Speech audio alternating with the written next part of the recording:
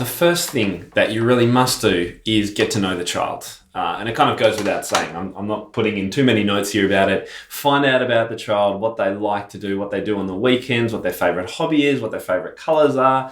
Just get to know them before you do anything to do with music. I think it's one of the most important things. It's fundamental, and it's about building rapport and a relationship with your student that could potentially last for, well, years and years to come. So set that tone right at the beginning. I've given you a couple of links that you might want to read about if you have time and would like some more information about that. The next thing that I do is I ask all my students, what would you like to play? It's pretty rare that a beginner comes into a lesson with me that who hasn't tried to play something before or learned something already on the piano. They might have been taught it by a sibling or their parent. They might have picked it up from a friend at school or learned something on YouTube. Whatever it is, ask them to play it. And I often say, look, it doesn't matter how simple or hard it is. It could be Mary Had a Little Lamb. It could be 3 notes, whatever it is. I'd love to hear you play. And they're the words that I recommend you use. I would love to hear what you could play. Don't worry about how they're sitting or standing or using their fingers or anything like that. Just get them to play something to you.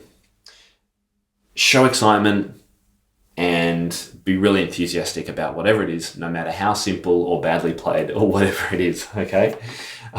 What I've got before is a lot of students will come in and do this. Or they might do... Or they might play... play with one finger like this. Okay, whatever it is, totally cool. Be really excited to hear them play and say how fantastic it was.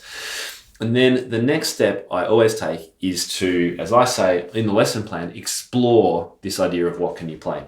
So take it to another level. The simplest way to do that is to play along with the child. They'll absolutely love it. If they haven't had the chance to play along with someone before, they're going to love this. So if they're doing this,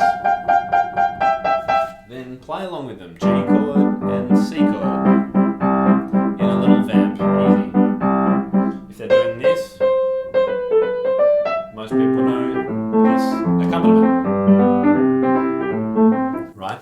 So try and play along with them. Maybe they could play Twinkle Twinkle.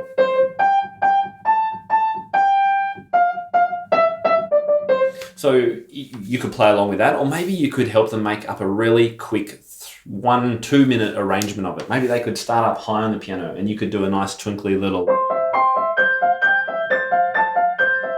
Alberti based thing, and then they could move down in the middle of the piano and you play a little bit.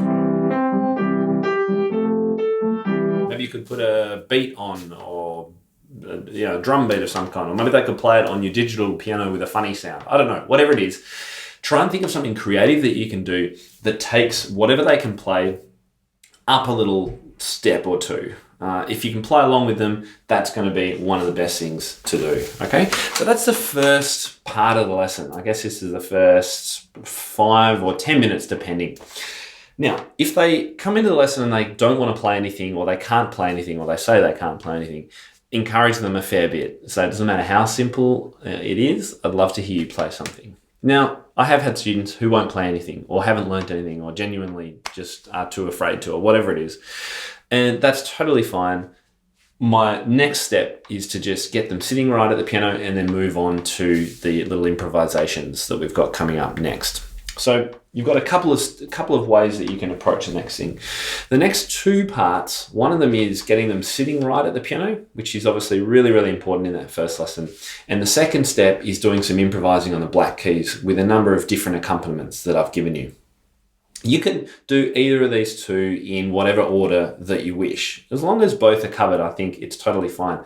So if the student, for example, hasn't played anything and you've now got nothing to do with them in regard to what can you play, then I'd probably go straight to the black key improvisations, which I'm going to do after this next section.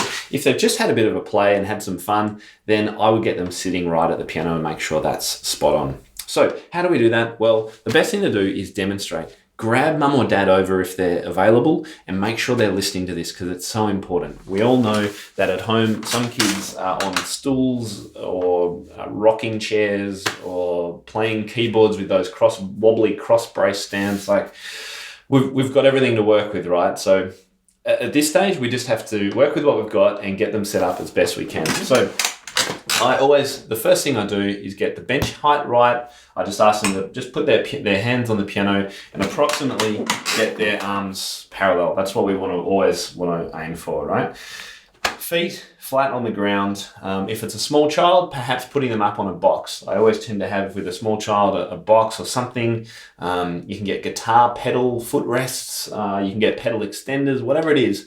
Get the child so they're sitting comfortably, preferably with knees at right angles to the floor. That's a really great way to start.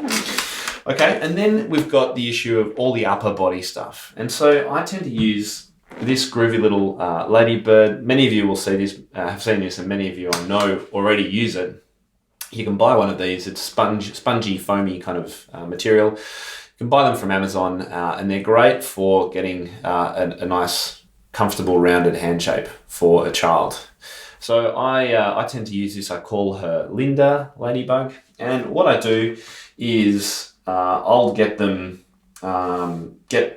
get them to start with their shoulders, preferably. And I think actually this is the way the guys at Piano Safari do something really, really similar. And talk about the fact that we just want our shoulders to hang down from our arms really comfortably and loosely. And I'll pop Linda up there and they can say hello and get them to make sure they're nice and relaxed. A great way of doing all of these kind of technique and sitting position activities is to do the opposite first. So I'll get them to scrunch their shoulders right up high, right up to their ears, and then relax it all the way down. Oh, and Linda likes that. She likes it. Really nice and comfortable. All right, so that gets their shoulders in the right position. You could do that with both arms, but more or less, if they can do one, the other one will be in the same position. So then Linda can travel down to the elbow. We want a nice, relaxed, loose elbow just hanging from the shoulder, and then with their hands just lightly on the keys, we want to explain that Linda doesn't really want to travel down into this valley and then back up, and she doesn't want to have to go over a big mountain. She just wants to be able to travel more or less a straight path through to your hands, and then she's going to be able to fit in. I ask them to lift up the garage door, which is the thumb here, and fit in under the hand in a nice comfortable position like that. Okay, so you can use whatever you want. Some kind of soft toy manipulative can be really great for little beginners. They'll really get it, and you can make it a fun story too. So something like this can be great, and then they can end up sitting on the piano watching the child, or you can, if you see that they're doing something weird or they're perhaps doing this, and you can say, Linda's grumpy about the wrist position here, and we can get her to fix it. Okay, so that's just one way of getting them to think about the position that they're sitting at the piano. Another great thing to do is demonstrate the wrong way. So actually say, all right, I think you're ready to be the teacher now. So get them to take your chair. It's always exciting. And you can sit at the piano and demonstrate a really bad sitting position and get them to help correct you. Sitting up straight, getting the wrists up, etc. Okay, so all of those things are great fun for the child. And through this whole set of lessons and all your beginner kind of teaching, you'll be wanting to come back to this and make sure that you've got it right. Now, one little word about technique. Everyone has a different approach to technique. There are some similarities, I realize, but some people will disagree with everything that I've just shown you. Totally cool. Do it your way, as long as I think we're in agreement that we want to get the child set up in the right way at the piano. So if you don't agree with the parallel to the floor or the position of the hand or loose shoulder, whatever it is, that's totally fine. I'm not forcing you to follow my instructions. This is just my approach. It's a way that I find works really, really well. And so you can work it in with your own ways of doing technique. I know that a lot of people are very specific about the way they teach technique. So take it or leave it, but that's my approach.